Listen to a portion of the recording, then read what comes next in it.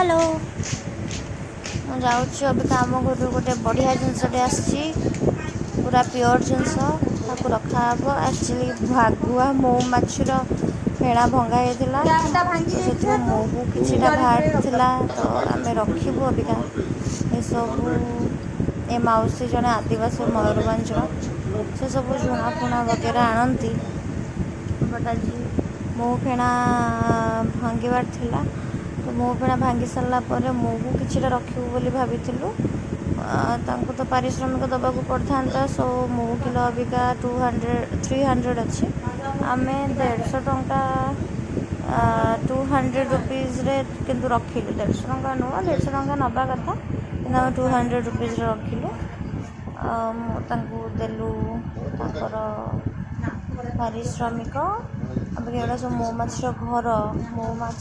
Actually मौमाछीर घरे भी अंडा मौमाछी दे था ना तो से अंडा वाला से चांबर जदि भांगिकी महू माने एथुरु महू बाहरला किंतु जदि यही घर गुड़ा सहित जदि से अंडा वाला घर भी भांगी जाइए आप चिपुड़ी रखीदे तो महू बहुत जल्दी खराब हो जाए जी भांगे तो ताकू आपन टे कन्फर्म करके भंगेबे कि एथरे अंडा वाला घर थिला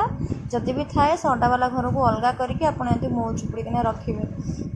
महू टेस्ट भी करा जाए केमती आज आम मु शिखिली मु जान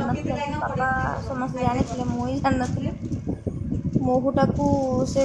काच ग्लास रे पानी आनिकी महू 2 चामच चा भितर पकेले महू तले बस से प्योर महू आउ डीआसीएल बारूद रे लगे महू डीआसीएल मारे डीआसीएल भी बहुत जोर जल्द डीआसीएल स्टिकटा बहुत जोर जल्द तो एमती महू टेस्ट करा जाए महू गुड़ा को मुहर लगे भी बहुत स्किन ग्लो आसे एंटी एजिंग कहते तो लगे भी बहुत भल बाकी यही मौसी अबिका जे दौरान से ये जो मौमाछीर घर गुड़ा भी छुआ मैंने खाई दिखती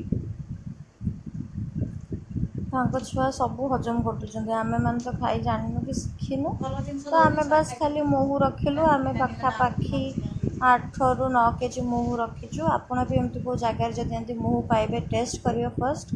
महू रखिए भल महू खाइले भल थैंक यू।